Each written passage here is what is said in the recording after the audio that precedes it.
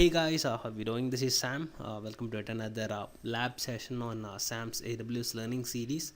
So last video it was about AWS console introduction. We have already covered a theoretical session on AWS IAM, Identity Access Management. So today we are going to do the hands-on on IAM. We will see each and every topic which we have discussed during our theoretical session. So if you are ready, join me on the AWS console. So here I am. I'm trying to log into the console.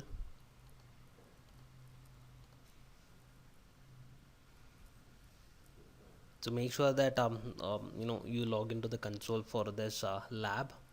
Once you are here in the AWS console, you are going to navigate to IAM, that is under security, identity and compliance. The easiest way is go up here and search for IAM, and it will bring out IAM, and this is the easiest way, guys. One more thing, guys, before jumping into IAM, let me remind you about the geographical location. So make sure that you have selected the nearest geographical region, and this is gonna help you with the performance, and it'll help you with low latency as well. So whenever Amazon AWS, they are coming up with a new region, the new region will be added and it will be visible here. And it's not essential that all the AWS service offerings are available to all the geographical regions. New regions might not have all the latest service offerings. It might take time, but again think about the network latency, network delay. To minimize it, I would suggest you to what you call choose the closest geographical location. In my case, I'm from Bangalore, so I'm sticking with Asia Pacific Mumbai region as of now. So going back to IAM, let's navigate to IAM. So here we are on IAM page, and on the same note, guys, we were talking about the geographical location, and here for IAM, once you are into IAM, it does not apply to any region. It automatically changes to global, and the reason is simple, guys. IAM has no region. It's not specific to any region. It is universal. So any change you do on this IAM console, it will be applicable to your entire all regions or all locations. So it's not specific to region. This is something which I want you to remember for the exam. It might come up in the exam as a question. So remember that IAM is not region specific. It is universal. You will notice once you are here in IAM console is this. You get to see this IAM user sign in link. By default, this link will have your Amazon account ID. This numerical thing which you are seeing over here in this URL, that's the Amazon account ID, guys. And don't even worry, I know it's hard to remember this URL. So going onwards, going further, so hereafter, if you are planning to log into IAM console, you can use this sign in URL. That's the plan, guys. And let me remind you, by default the IAM sign in link will contain your Amazon account ID, and since it is not human friendly, or it's hard to remember, Amazon does provide this customization on that. We can customize it, but make sure that the entry which we are providing, the DNS entry, it's a global DNS entry, and it should be unique. And you can do cool things like use your company name, and you can go with any of the keywords as you like. So this is something which people love about Amazon. You get to have your own IAM console link. So let's move on to the next item. So here we see something is in green tick mark. It says delete your root access keys. By default, once you create an Amazon account, this is how it will be. So moving on to the next item, here we have something called as activate MFA on your root account, and we have create individual IAM user. We have use groups to assign permissions, and finally we have apply an IAM password policy. So in this lab session we are going to do each and every one of it. We'll start with MFA. So MFA, it stands for multi-factor authentication, and it says activate MFA on your root account. So what is this root account? Root account is the account with which you have created the AWS account. It means the root user or the root account, it means it has all the access within your AWS account. You can do all sort of things with it. You can create AWS resources, you can terminate EC2 instances, you can define your RDS database, you can create ELBs and so on. Whatever you want to do with your AWS account, if you are logged in with a root account, it means that you have complete access over all the AWS resources. And again, this is not a best practice. You should never provide what do you call the root account credentials to someone. It should be protected, and that's why Amazon has come up with segregation of roles or duties. You can you have the freedom to segregate a specific task or action. If you want to manage just EC2, you can create a role, and you can assign permissions specific to that, and we can do so many things with that. We will be talking about that in a minute. But yeah, talking about MFA, MFA stands for multi-factor authentication. It's an added layer of security over the conventional username and password paradigm.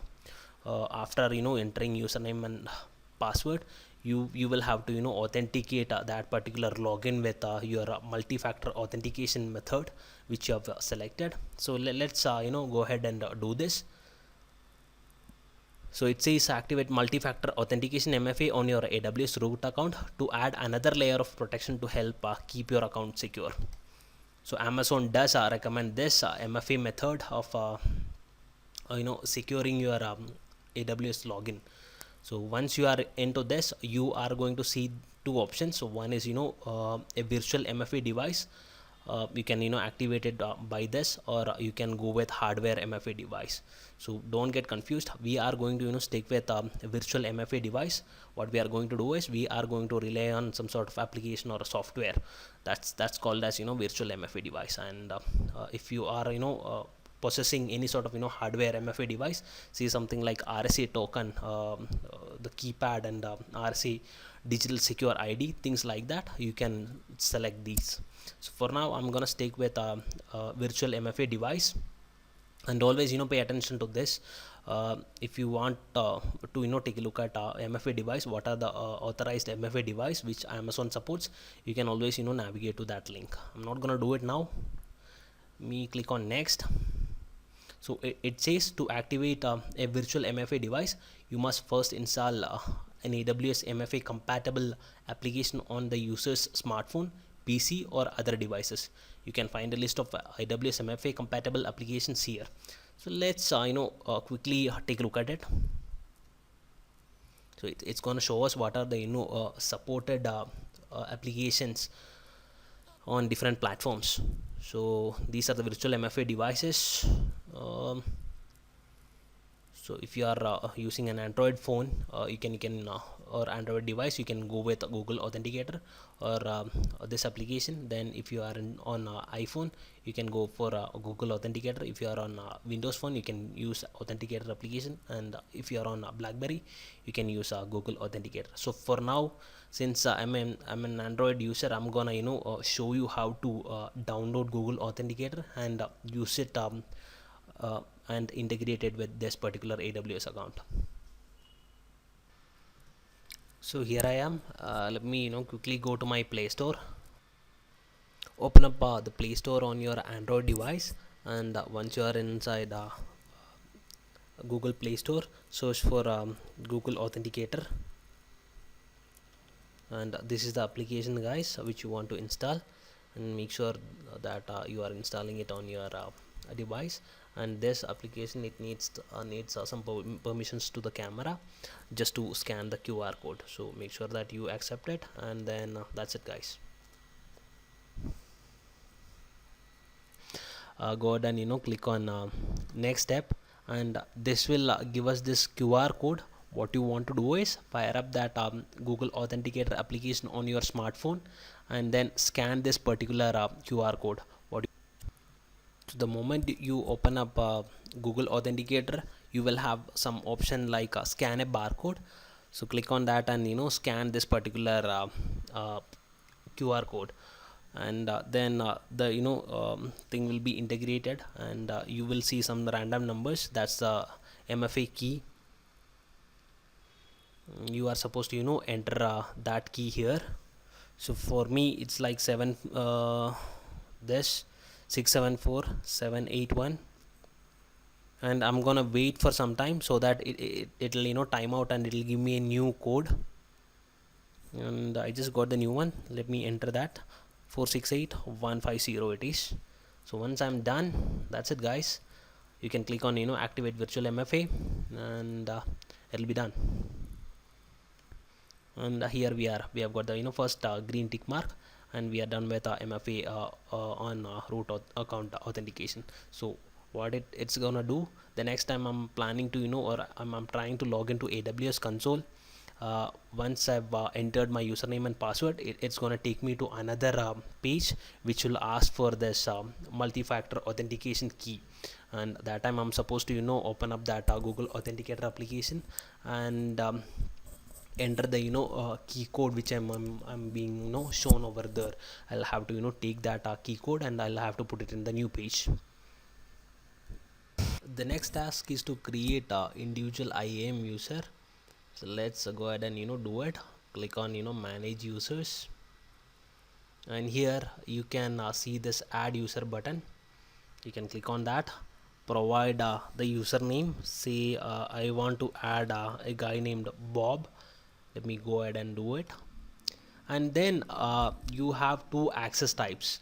The very first thing is programmatic access, and then we have something called as AWS management console access. So the programmatic access, it gives us with access key ID and a secret access key, and this will be used for login via AWS API or command line tools or SDK and other development tools. This is the programmatic access. And then the AWS management console access, that's the GUI access or the console URL, and you know it, right? I mean, for logging into the console URL, you must possess a username and a valid password. So those are the two items. But programmatic access, it needs access key ID and a secret access key. So for now I'm gonna select both, and the next thing it's gonna prompt me is this: do I need to define a custom password, or whether to go ahead with auto generated password. I'm gonna stick with auto generated password. And then finally we have this require password reset. So if after the very first login, if they wanted to change the password, we can do it. So that's how it is. And then click on permissions, and here I can add the users to group, or copy the permissions from an existing user. I don't have any existing users on my console, or I can attach existing policies directly. So for now I'm gonna click on create group. Let me create a group. So what is a group? You remember it, right? It's a logical grouping, and to groups we have policies attached. The policies will carry the permissions. So let me call this group temp admins. Okay, I'm gonna give them temporary admin access, and here I'm shown this policy list. So these are the pre-populated policies. Let me give them with administrator access. I'll click on create group. That's it guys. I've selected that group temp admins here, and I'll click on review. So here we were trying to create Bob, and we have selected programmatic access, which will be using key access ID and secret access key. AWS management console, we have also defined an auto generated password to it, and we have selected password reset option as yes after the very first login. the user needs to change the password. So I'm gonna go ahead and click on create user.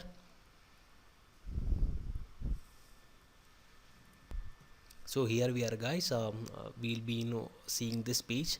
Username is Bob, which you have created, and this is the access key ID.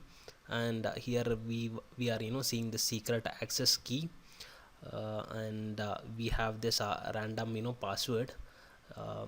So those are the things, guys. So as I said, for the programmatic access, they need to use access key ID and a secret access key, and this is the last time we are going to see this access key ID and the secret access key. So it's advisable that we download them and store it securely. And if you want to send them away to a mail ID, you can do it as well. But once you lose this, guys, that's it. I mean, this is the last time which you are going to see the secret access key here. If you have lost it, there is no other way to retrieve it. You can only go ahead and regenerate a new access key, and that's how it is. Let's go back to the IAM console. So this is the user section. I've got one single user, and he's a member of one group. Password, it's not there. Last sign in, it has never captured any last sign in. The user has never logged into AWS console. And access key, it's here. Let's open it up.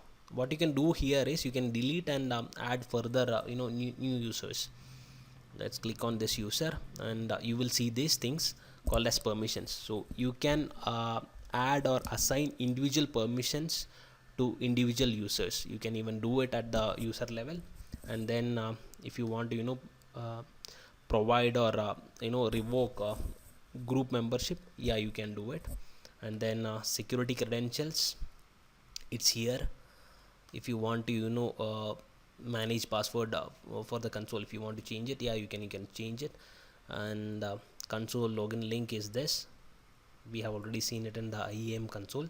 Last login, it never captured anything like that. And assign multi-factor device, no, if you want to change it, you can do it. And then here it is. Once you lose the access key, you can go ahead and click on create access key, which will give you a fresh pair.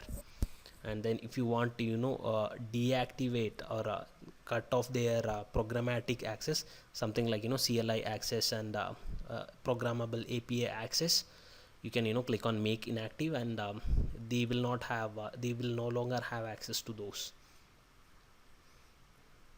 And that's all I have got under users, guys. Let's talk about the third thing, groups. Let's go to groups and create a new group. Let me call it as EC2 admin. It's a logical grouping which I'm planning to have. I'll click on next. The next thing which I'll have to do is select the policy type. So I'm gonna say EC2, and I'll be seeing all the related policies about EC2. I'm gonna go with Amazon EC2 full access. I'll click on next, click on create group, and there it is. So far we have got two different groups. Let me go ahead and do this, add users to group. You can do it. You can delete the groups, you can edit the group names, you can remove the users from group. So for example, if you want to add a user, you can click on that, and so far we have got a single user, Bob. I'm gonna go ahead and click on add user. That's how it is. So Bob has a membership to both these groups. Going back to the dashboard, the final thing, I mean, we have seen how to enable MFA authentication. We have seen how to create an individual user, how to deal with groups and assign them permissions, and we have also seen we will be seeing IAM password policy. Click on that link and click on manage password policy button. What it's gonna do is we can define the password policies. So for each and every IAM user, if you want to come up with something like the minimum password length should be 9, yeah, you can do it. If you want to go with at least one uppercase letter, yeah, you can do it.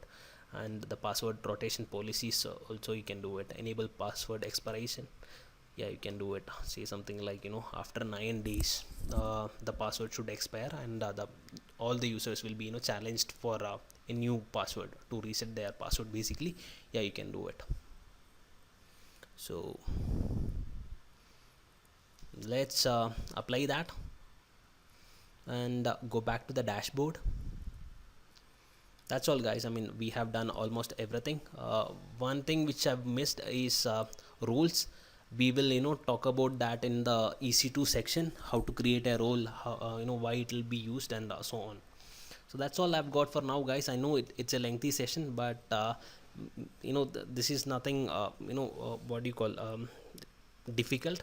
You can easily understand these, but make sure that you are doing hands-on on it. You can give it a try. Make sure that you're spending enough time on each and everything. Go ahead and create several groups. Go ahead and provision certain users, and then revoke their accesses, and add them to certain groups and so on. Thanks a lot for watching this video, guys. I'll see you in the next one.